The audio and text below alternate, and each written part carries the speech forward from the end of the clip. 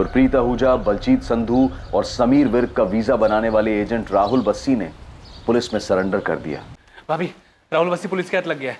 मैं जा रहा हूँ, तुरंत आपको फोन करूंगा।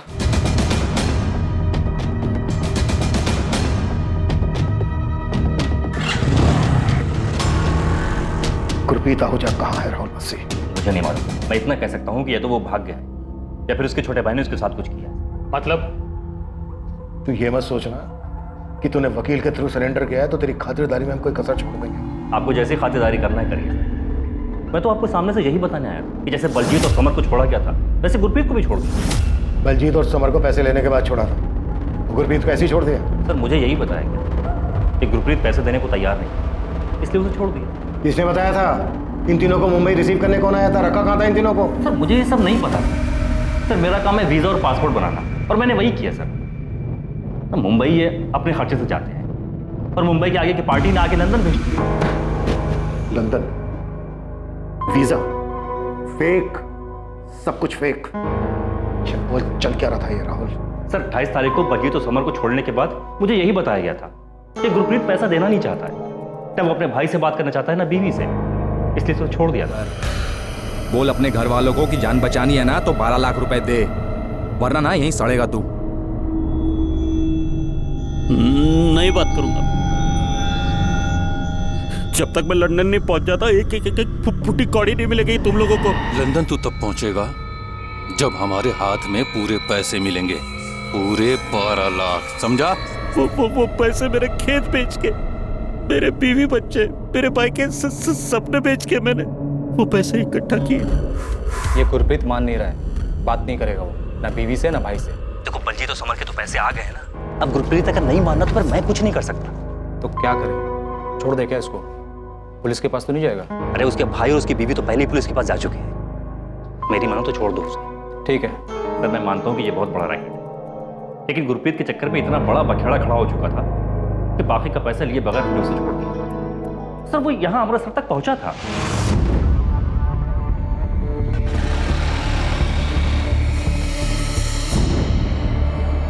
सर आप इस संजय से पूछिएगा कि इसने अपने बड़े भाई के साथ क्या किया। सर आप खुद सोचिए, संजय बलजीत और समर तक तो पहुंच जाता, लेकिन उसका अपना भाई गुरप्रीत जो कि अमृतसर तक पहुंच चुका था उस तक नहीं पहुंचा। कैसे? भैया अमृतसर वापस आए तो फिर घर क्यों नहीं पहुंचे? ये तो तुम बताओगे संजय। हमें तो ये पता चला है कि तुम्हें कोई फोन आया था ये इन्फॉर्म करने के लिए कि तुम्हारे भाई को ट्रेन में बिठा रहे हैं, वापस भेज रहे हैं। सर राहुल बस्सी ने 12 लाख मांगे, ये मैंने आपको पहले भी बताया था। हम वो पूछ ही नहीं रहे हैं संजय। तुम सिर्फ ये बताओ क्या तुम्हें कोई फोन आया था ये बताने के लिए कि तुम्हारे भाई गुरप्रीत को अमृतसर की ट्रेन में बिठा दिया? तेरे भाई से बात कराओ मेरी। कहाँ है वो? मैं छोड़ूंगा नहीं किसी को। वापस भेज रहे उसको, समझाना। और सुन, चाहने के बाद कुछ भी नाटक किया ना तो एक बात याद रख, तेरे और तेरे फैमिली को ना बहुत महंगा पड़ेगा। इसी शर्त पे वापस भेज रहे हैं कि जो भी हुआ अपने दिमाग से निकाल दे वो। इसमें ही तेरे और तेरी फैमिली की भलाई है। हाँ साहब, एक फोन आया था, बड़ी अजीब सी आवाज थी। मुझे लगा राहुल बस्सी पैसों के लिए हमारे साथ कोई खेल खेल रहा है। पर साहब जिसका भी फोन था ना तो उसने किसी ट्रेन का जिक्र किया और ना ही भैया को अमृतसर भेजने के बारे में बात की। यानी कॉल आया था तो तुमने बताया क्यों नहीं? ये बात हमें राहुल बस्सी से क्यों पता चली? साहब आप कहाँ चोर उचक्के फरेबी की बातों पर भरोसा कर रहे हैं? मैं यहाँ आया ये सोचकर कि अगर राहुल बस्सी कुछ नहीं बोलेगा तो आप उसको तोड़ेंगे, मेरे भाई के बारे में कुछ तो पता लगाएंगे। पर आप तो उल्टा मुझे से सवाल कर रहे हैं। साहब अगर मेरा भाई वापस आ गया होता तो क्या मैं यूं पुलिस स्टेशन के चक्कर लगाता रहता?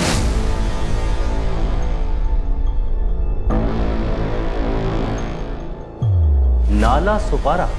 सर मैं तो कभी मुंबई गया नहीं, ऐसी कोई जगह मैं तो जाकर जितना मारना हो मारिए, लाते घुसे जैसे चाहे मारिए सर। लेकिन जो चीज मैं नहीं जानता वो आपको कैसे बताऊं? मैं भी नहीं जानता कि तू इस वक्त मेरी कस्टडी में। सर आप जाने या ना जाने, लेकिन मेरा लॉयर जरूर जानता है। सर मैं सच बोल रहा हूं, मैंने फेक वीजा पासपोर्ट बनाकर के इन लोगों को आगे भेजा है, लेकिन ये लोग आगे किससे मिले मैं नहीं जानता सर। मुझे फोन पर पता जाता है ये पार्टी को कहां भेजना है। ये गुरप्रीत आहूजा, बलजीत संधू, समर विर्क, तीनों को मुंबई भेज देना। जी मालिक। मालिक इन तीनों के वीजा पासपोर्ट कब तक आ जाएंगे?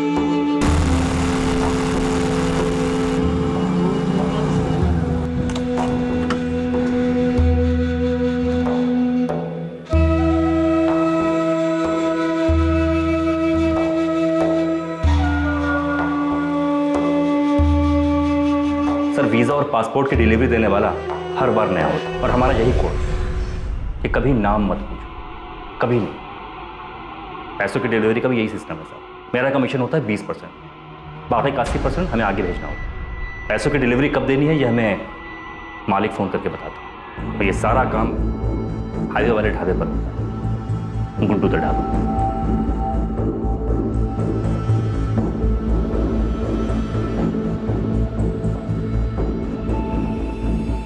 सर, पैसों की डिलीवरी लेने वाला रेड कैप और डार्क गॉगल और हर बार नया। सर, मुझे तो इस बात का भी अंदाजा नहीं है कि वो एक आदमी था या दो। तू लोगों को सिर्फ मुंबई भेजता है? नहीं सर, मैं अपनी मर्जी से कुछ भी नहीं करता। वहां भेजता हूं जहां मालिक का हुक्म होता है। ये मालिक कौन है?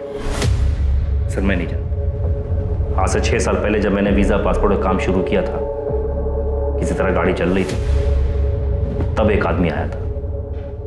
उसने अपना नाम मामून आलम बताया था। जी जी, मैं कुछ समझा नहीं आपकी बात। वही तो समझा रहा हूँ। ये कोई वीज़ा पासपोर्ट का खेल नहीं है, ये इमिग्रेशन का शतरंज है। इस देश में ऐसे बहुत से लोग हैं जो खूब सारा पैसा कमाना चाहते हैं और एक आलीशान ज़िंदगी जीना चाहते हैं, लेकिन उनको ऐसा लगता है कि इस देश में ऐसा शायद मुमकिन नहीं, इसलिए वो अब्रॉड जाकर सेटल होना चाहते हैं। लेकिन हम तो यहाँ वीज़ा पासपोर्ट वाले। हाँ, सिर्फ वीज़ा और पासपोर्ट। पासपोर्ट का फॉर्म भरने के लिए 500-600 रुपये लेते होगे, वीज़ा के लिए शायद 1000 रुपये। बस से इमिग्रेशन करवाओ।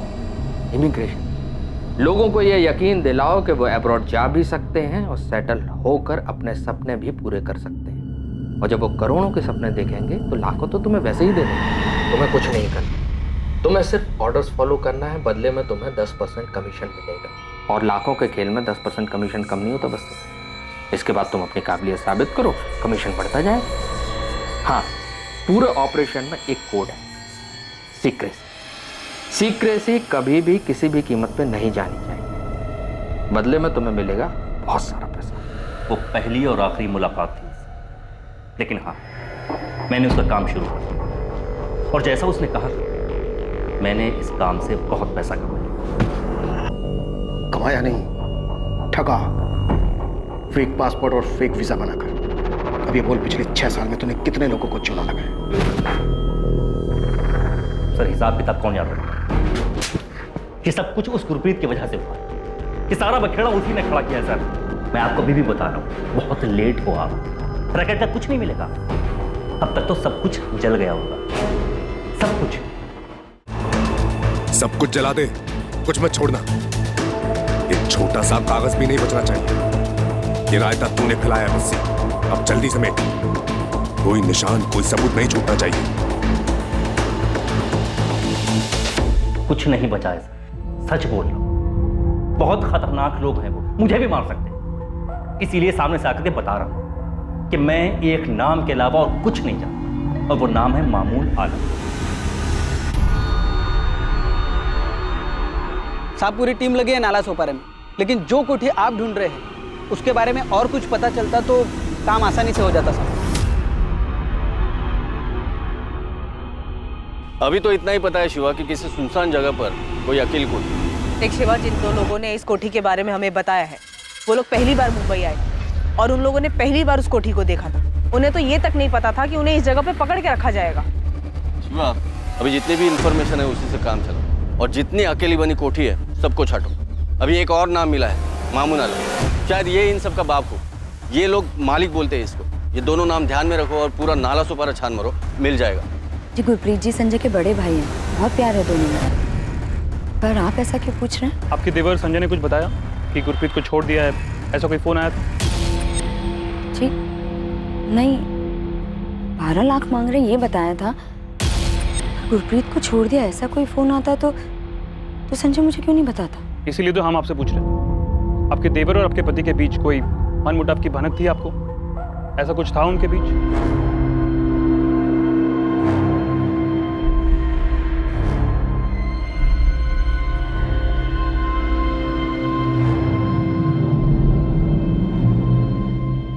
आपके द्वारा डायल किया हुआ नंबर अभी बंद है।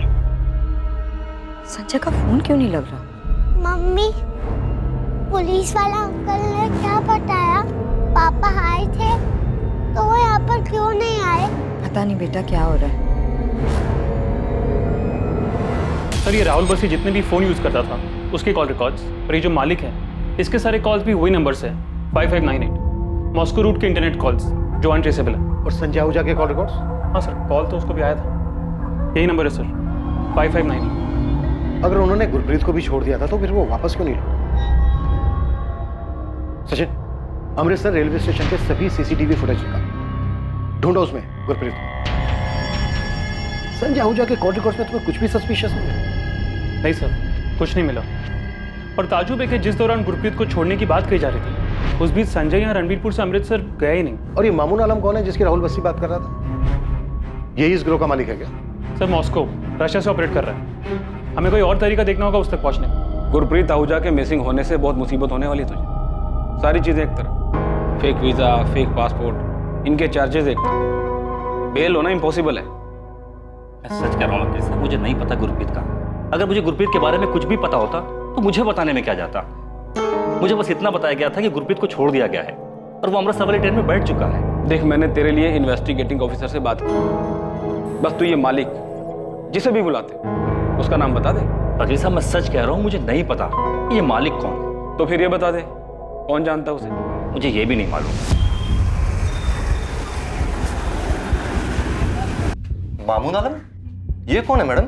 ये बात तो तुझे पता होनी चाहिए ना गुलाम, पूरे रैकेट की टिकट्स की बुकिंग तू करता था। देखिए मैडम ये सब में आप मुझे मत घसीटिए। रैकेट होगा लेकिन मेरा कोई लेना देना नहीं उससे। मैडम मैं सिर्फ टिकट बुकिंग का काम करता हूँ। ये देखिए मैडम, ये सब फाइल चेक कर लीजिए, ये लीजिए सब फाइल देखिए मैडम, वाइट का मनी है सब, टैक्स पे करता हूँ मैं। देखिए मैडम अगर किसी केस में आपको मेरी हेल्प चाहिए तो आप मेरे को बोलिए ना, मैं हेल्प करने के लिए तैयार हूँ। तो फिर कर हेल्प, बता मालिक कौन है? गुरप्रीत, समर और बलजीत, इन तीनों से मुंबई में कौन मिला था और इन तीनों को नाला सपारा में कहाँ रखा गया था? मैडम जिन तीन लोगों की आप बात कर रही है मैं कभी उनसे मिला भी नहीं हूँ, मुझे नहीं पता उनको कौन लेकर गया, कहाँ रखा। मैडम राहुल बस्सी को भी मैं इसलिए जानता हूँ क्योंकि वो मुझसे टिकट बुक करवाता है, आप चेक कर लीजिए सब। मैडम मामून आलम का तो नाम भी नहीं सुना मैंने कभी, और ये मालिक कौन है मुझे नहीं पता। मामून आलम? हाँ जानता हूँ, सुना इसके बारे में। ये मामून आलम ने यहाँ एक कोठी उठाया भाड़े पर। कहा श्रीधर? हम ये कोठी और मामून आलम दोनों को ढूंढ रहे हैं। वो राजोड़ी में जाने वाला रास्ता है ना, हाँ। उधर ही पे। ये कुछ अफजल काडेकर नाम है उन्होंने। अफजल काडेकर? जरा नंबर देना इस अफजल काडेकर का। सर एक कोठी मिली है, शायद ये वही। और मामून आलम का भी पता चला है सर, कोठी उसी ने रेंट पे ली है और ये कोठी का ओनर कोई अफजल काडेकर है। सब लोग वहीं जा रहे हैं। अफजल काडेकर के पास मामून आलम की डिटेल तो होगी। ये मामून आलम ही मालिक है या फिर ये जानता है कि मालिक कौन है? अगर मामून आलम मालिक नहीं है तो यही हमें मालिक तक पहुंचाएगा। हम यहाँ पर बलजीत और समर से उन लोगों के स्केचेस बनवा रहे हैं जिनसे वो मुंबई में मिले थे। कुछ याद नहीं है सर, बहुत मारा था उन लोगों ने, डर से सब कुछ भूल चुका हूँ। सर अगर मैं बताने की कोशिश भी करूँ तो पता नहीं कितना सही होगा। समर, बलजीत, जो बता सकते हो बताओ। तुम्हारी किस्मत अच्छी थी, पर गुरप्रीत के बारे में सोचो, उसकी वाइफ, उसके छोटे बच्चों का सोचो। संजय तुमने मुझे बताया क्यों नहीं? आप भी मुझ पर शक कर रहे हैं भाभी? तो क्यों नहीं बताया कि उनका फोन आया था कि गुरप्रीत जी को छोड़ दिया है? भाभी मैं खुद बहुत परेशान था, बलजीत और समर को ढूंढने में लगा हुआ था। मैं जानता था भाभी कि वो लोग झूठ बोल रहे हैं। अगर उन्होंने सच में भैया को छोड़ा होता तो यहाँ नहीं आते। भाभी आपको बताना मेरे दिमाग से निकल गया, कैसे निकल गया मैं खुद नहीं जानता। भाभी ये राहुल बस्सी की कोई चाल है। कल पुलिस भी सारा दिन यही सवाल पूछ रही थी मुझसे कि 12 लाख रुपए के लिए मैंने अपने भाई को कैसे मारा है। अभी पुलिस का तो काम है शक करना, कम से कम आप तो मुझ पर शक मत कीजिए। भैया के लिए मैंने अपने हिस्से के खेत बेच दिए थे भाभी। अगर मुझे सच में पता होता कि भैया वापस आ रहे हैं तो क्या मैं आपको नहीं बताता?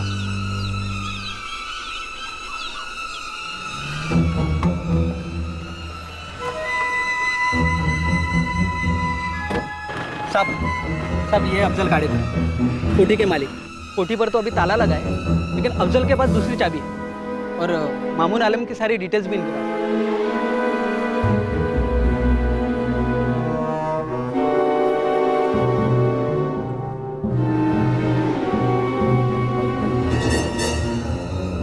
बलजीत, समर, देखो यही वो मुंबई वाली कोठी।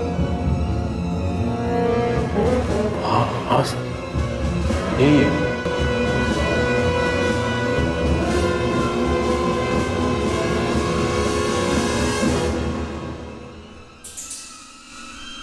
वो कोठी मिल गई है सर, मुंबई के पास नाला सोपारा एरिया में, और मामून आलम तक भी हम जल्दी पहुंचे।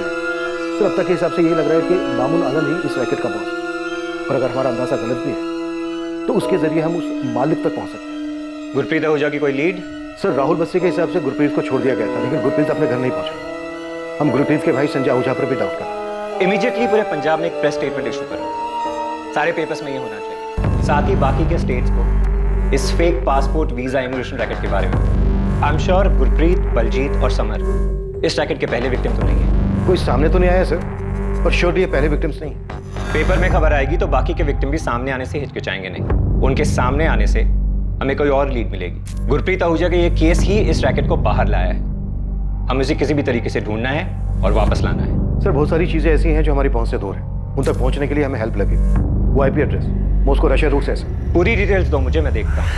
यूक्रेनियन माफिया भी इन्वॉल्व है? सर अभी तक कोई ठोस उनके खिलाफ मिला तो नहीं।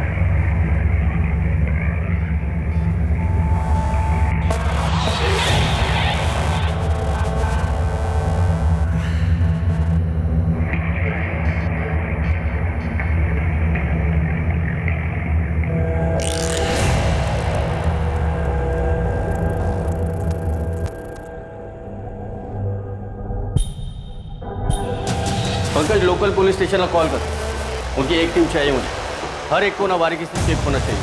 सर ये रहा एग्रीमेंट, इसमें मामून आलम का फोटो भी है। ये एग्रीमेंट दिसंबर 2019 तक का है, लेकिन सर मैं सच कहता हूँ, मुझे तो आप लोगों से पता चला यहाँ क्या हो रहा है। लेकिन इस पर जो नंबर है मामून आलम का, वो तो स्विच ऑफ आ रहा है अफजल भाई। हाँ मैंने भी ट्राई किया था, लेकिन फ़ोन बंद है उसका। इसमें उसका मीरा रोड वाला एड्रेस भी है, आप वहाँ से पता कर सकते हैं। उसने ये कोठी भाड़े पर क्यों लिया था? पता नहीं क्यों, लेकिन सर महीने का 1.5 लाख रुपए किराया दे रहा था, इसलिए पूछा नहीं। गोविंद सर, बलजीत और समर ने भी कंफर्म किया कि उन दोनों को यहीं रखा गया था। ठीक है, यहाँ के सर्च के बाद मामून आलम को उठा था, बस वो पहले ही भागा ना।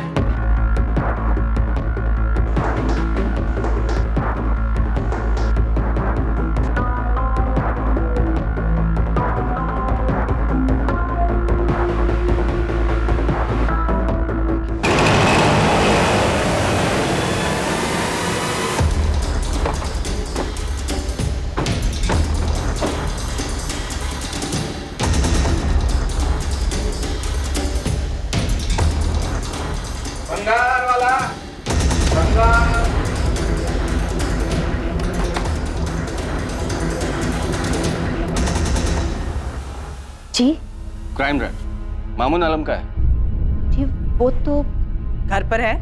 पर आप लोग उन्हें क्यों ढूंढ रहे हैं? बात करनी है। मामून ने नाला सोपारा में एक कोठी किराए पर ले रखा था, उसी बारे में। आप कौन हो? उनकी बीवी। बुलाइए, कहाँ है? उनका तो 1 हफ्ते पहले इंतकाल हो चुका है। कैसे? एक्सीडेंट हुआ।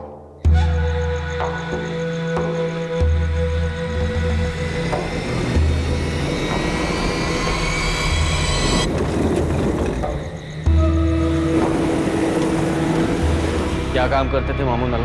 वीजा, पासपोर्ट वगैरह, लोगों को हज पर भी भिजवाते थे। सही है, शिवा ने पता किया। मामून आलम 1 हफ्ते पहले सच में एक्सीडेंट में मारा गया था।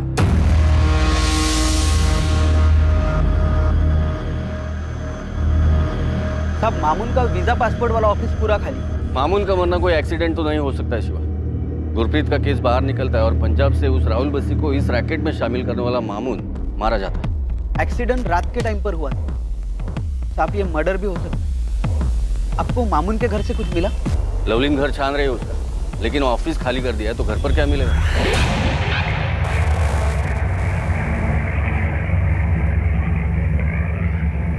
साहब मामून मालिक ना भी हो तो भी इस रैकेट में कोई बड़ी पोजीशन देख रहा है। बंदा खुद 1 BHK में रहता है और नाला सोपारा में 1.5 लाख की कोठी किराए पर ले रखी है। पता कर शिवा, इसके आगे पीछे की गाड़ी कौन है, जल्दी बता। शिवाना, क्या तुम जानती हो तुम्हारा पति फेक वीजा किडनैपिंग और इलीगल इमिग्रेशन का काम कर रहा था।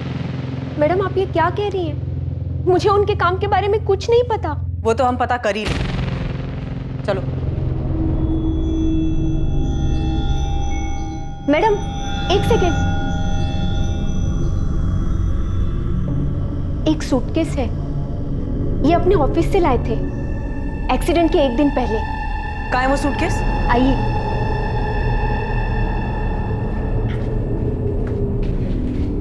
कहाँ है? जीप इसके पीछे।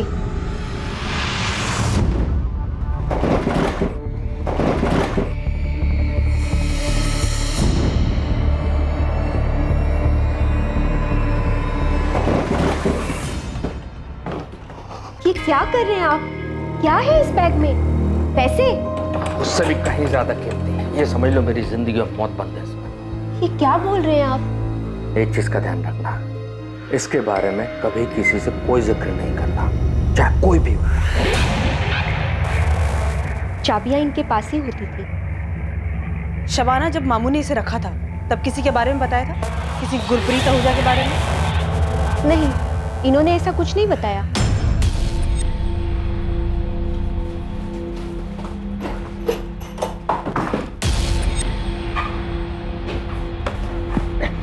तुझे पहले से पता था ना कि मामून आलम का एक्सीडेंट नहीं हुआ है बल्कि मर्डर हुआ है इसका। अब बोल, तेरा वो मालिक कौन है और गुरप्रीत के साथ क्या क्या तुम लोगों ने? उसको भी मार डाला। आखिरी मौका दे रहा हूं तुझे, बोल दे। सर मुझे इसी बात का डर था। मैंने कहा था आपसे कि वो बहुत डेंजरस लोग हैं, वो कुछ भी कर सकते हैं। कौन वो लोग? मुझे नहीं पता सर, मैं सिर्फ एक नाम जानता हूँ, मालिक। अब मुझे नहीं पता कि सर ये मामून ही मालिक था या फिर मामून भी एक छोटा सा प्यादा था। सर ये तो अच्छा हुआ कि मैंने आपके सामने सरेंडर कर दिया। अगर वो मामून को मार सकते हैं तो फिर अगला नंबर तो मेरा ही होता।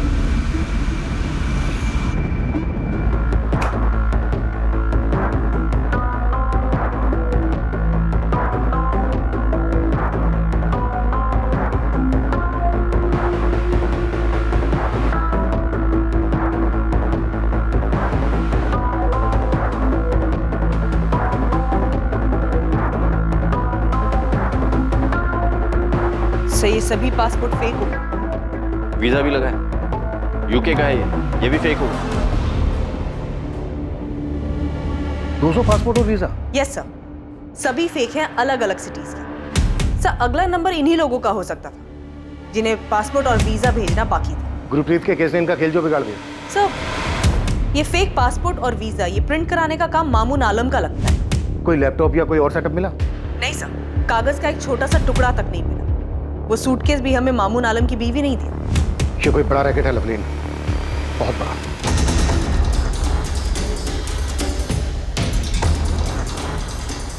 मामून आलम के घर से मिले कई सारे फेक पासपोर्ट से इन्वेस्टिगेशन टीम को अंदाजा हो गया था कि ये रैकेट कितना बड़ा होगा। फेक पासपोर्ट से पुलिस को उन कई लोगों का पता चला जिन लोगों ने वीजा एजेंट्स को पैसे दिए थे और वीजा आने पर विदेश जाने के लिए तैयार बैठे थे।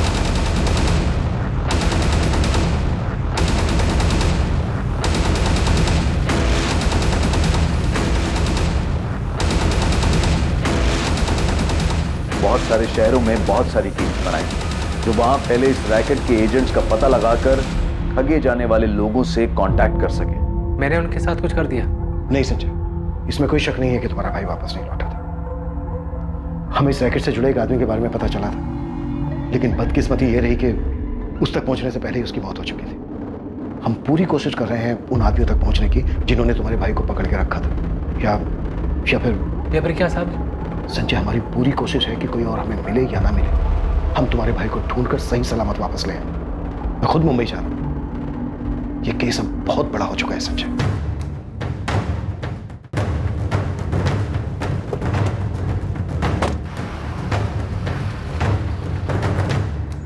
अमृतसर से कॉल था, कॉलर सामने नहीं आना चाहता और उसका कहना है कि साल भर पहले उसके साथ भी ये धोखा हुआ था। एजेंट कौन था? राहुल बस्सी? जी सर, कॉलर अपना नाम नहीं बताना चाहता और उसने बताया कि उसे अमेरिका जाना था। एडवांस में 3 लाख दिए थे और 5 लाख बैलेंस थे। बस्सी ने उसे कोलकाता भेजा था। इस आदमी ने अपने टॉर्चर के बारे में जो बताया वो बलजीत संधू और समरवीर पर हुए टॉर्चर जैसा ही था। उसकी फैमिली ने भी उसे रैंसम देकर छुड़ाया था? नहीं सर, वो भाग निकला था।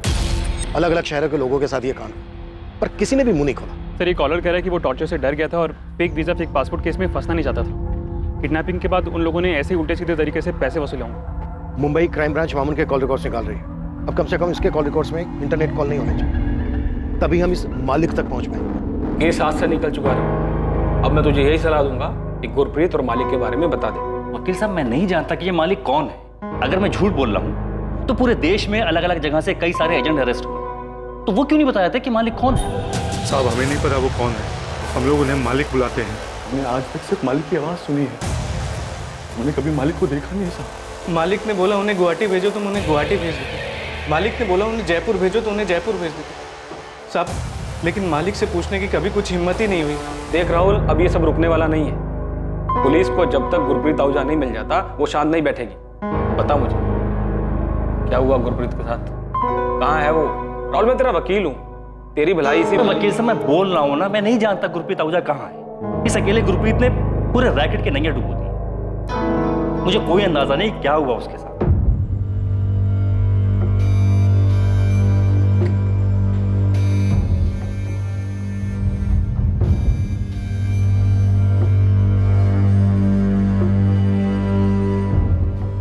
गुरप्रीत जी की मुझे लंदन जाने की जिद समझ ही नहीं आई, और अब तो 1 महीना हो गया संजय। भाभी आप उम्मीद मत छोड़िए।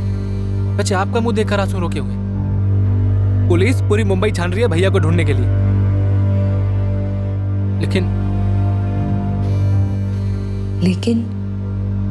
लेकिन क्या संजय? भाभी पुलिस ने कई लोगों को गिरफ्तार किया, पर उनमें से किसी को नहीं मालूम कि मुंबई में भैया को किसने पकड़ा था। पुलिस बस एक ही बात कह रही है कि ये बहुत बड़ा रैकेट है, और वो लोग किसी को विदेश नहीं भेजते हैं, बल्कि उन्हें पकड़कर छुड़ाने के लिए उनके परिवार वालों से पैसा मांगते हैं। तो अगर गुरप्रीत जी को उन्होंने पैसों के लिए पकड़ा है, तो हमारे पास फोन क्यों नहीं आया पैसों के लिए? पता नहीं भाभी, पर एक बात सुनने में आ रही है कितने सालों में हम पहले हैं जो पुलिस के पास गए हैं।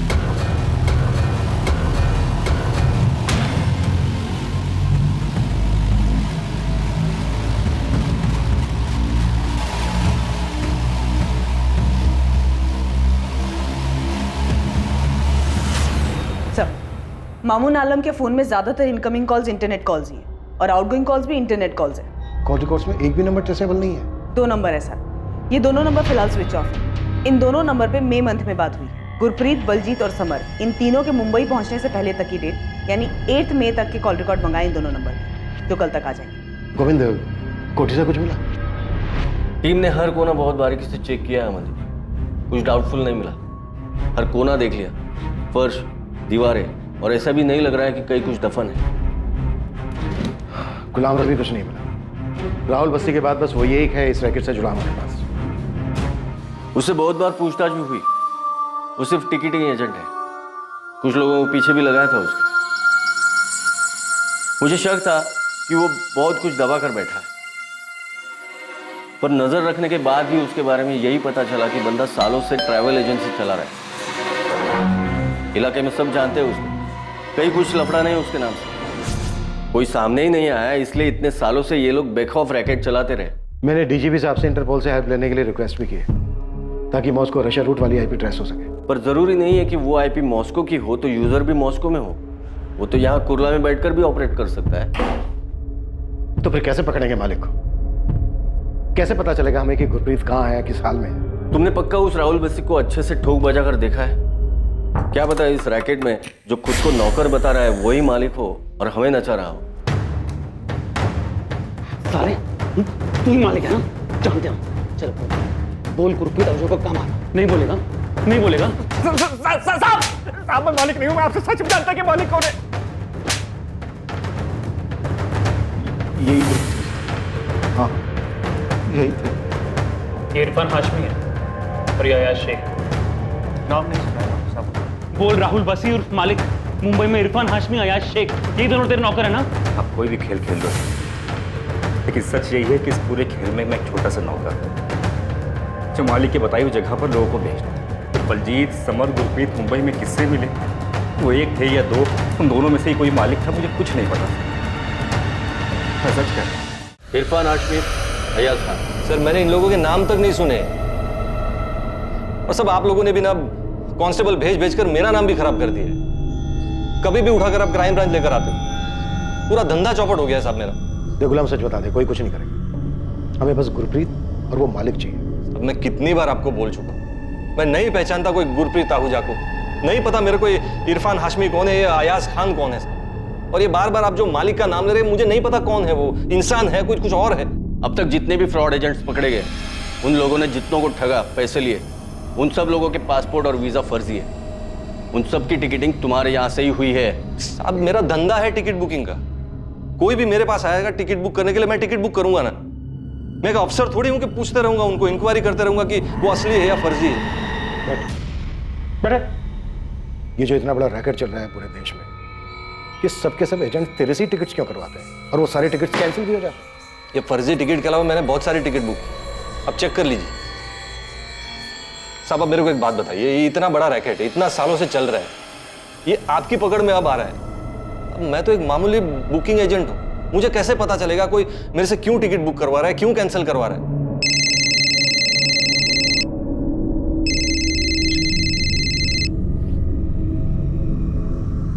हाँ शिवा, क्या हाथ लगा है? इरफान हाथ लगा है। यही बड़े मियाँ नगर में छुप के बैठा है। ये एक हफ्ते से घर से बाहर नहीं निकला। राणे, बड़े मियाँ नगर पहुंच जाओ जल्दी।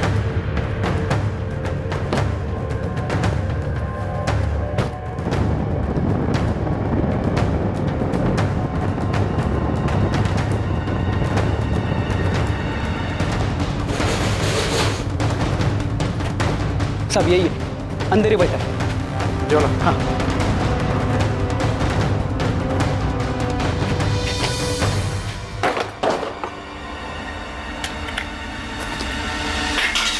गुरप्रीत कहाँ है इरफान?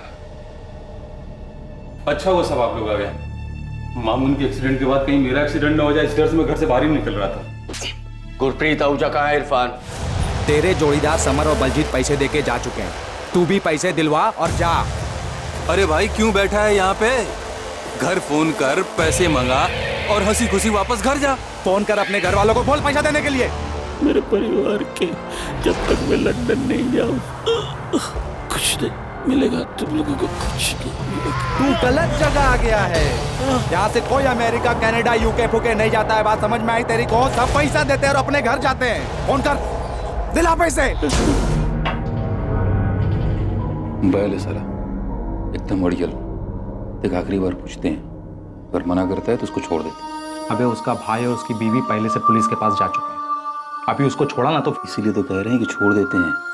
देख मामूली आदमी है, आगे नहीं जाएगा, नहीं तो साले हम दोनों को लेने के देने पड़े। ये तो उठ ही नहीं रहा है। हेलो, अबे इरफान तो मर गया बे।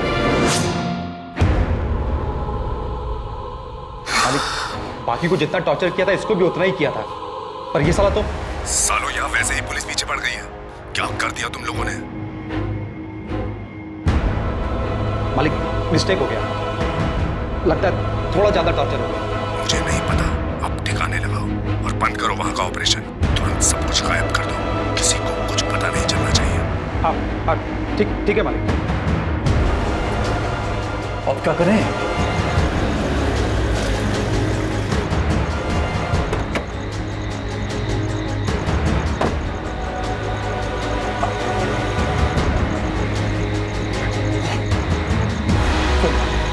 कपड़े वपड़े सब निकाल दे, अब जा, कुछ मिलना नहीं चाहिए। उधर साइड में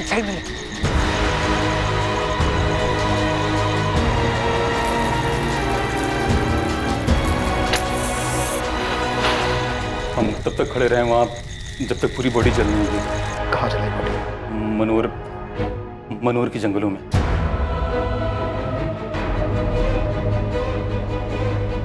वहीं पास के गांव वालों से हमें पता चला था, मनोर के जंगल में स्केलेटन के टुकड़े मिले थे हमें। शिरीष बोन्स प्रिजर्व तो किया है ना?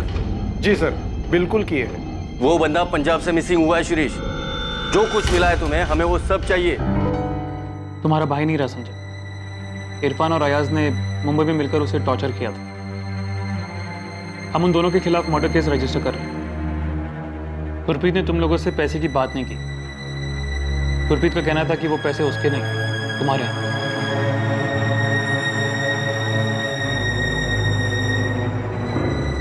बेटा, पापा यहाँ वापस आए नहीं थे। मुंबई में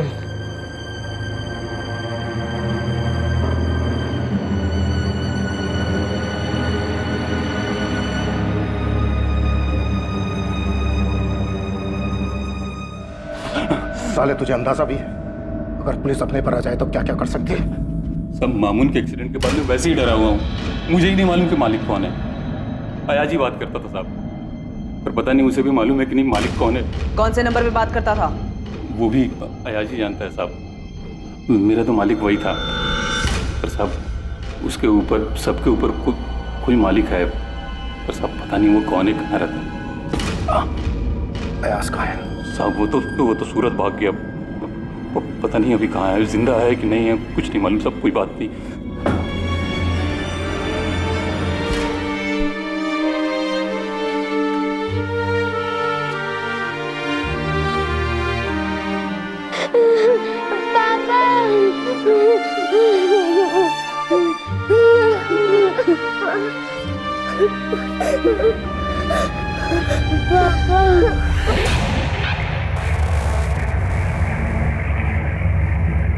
दो दिन की तलाश के बाद पुलिस ने अयाज खान को सूरत से ढूंढ निकाला और वो अब पुलिस की गिरफ्त में था। अयाज खान ही अब मालिक तक पहुंचने की चाबी था, लेकिन क्या उसे मालिक की असली पहचान पता थी?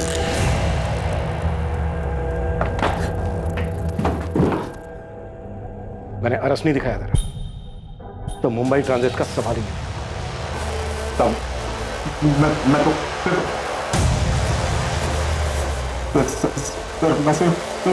मैसेज क्या? जल्दी बोल, टाइम नहीं है मेरे पास। गुलाम वही मालिक है, ये पूरा रैकेट वही चलाता था। वो खाली टिकट नहीं बेचता है, वो ये सबकी सेटिंग वही करता है।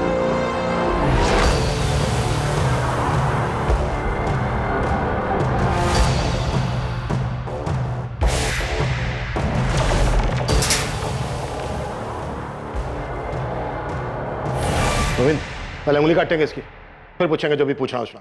दर्द होगा तो जुबान खुलेगी, नहीं तो वो भी काट लेंगे। पवार, सामान क्यों नहीं रहे? अरे सब अब पूछे ना जो पूछना है। मालिक तो ही है। हाँ साहब, मैं ही हूँ मालिक। सब वो गलती हो गई, हाइया से गलती हो गई साहब, वरना आज तक किसी की जान नहीं गई। तेरी जान भी नहीं जाएगी।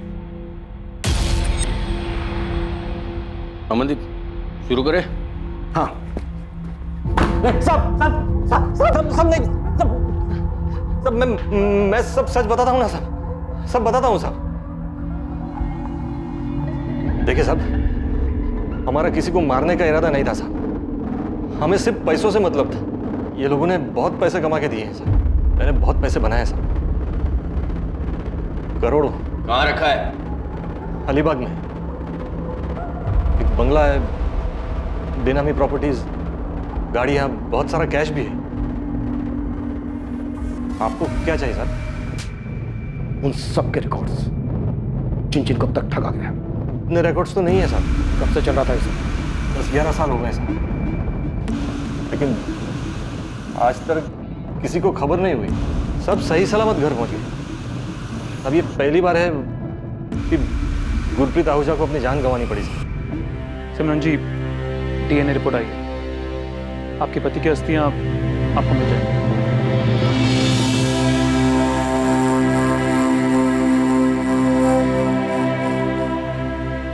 पर भैया आप दूसरों को क्यों देखते हैं? कितना भी कमा ले, रोटी तो वही खानी है। भैया यहाँ मेहनत करेंगे तो कम से कम अपने देश में तो रहेंगे हम। वहाँ मेहनत करेंगे ना तो पाउंड में कमाएंगे। तुझे पता है 1 पाउंड यानी 90 रुपये। अरे वहाँ जितना मैं महीने में बचा पाऊंगा ना, उतना साल में यहाँ नहीं कमा पाऊंगा।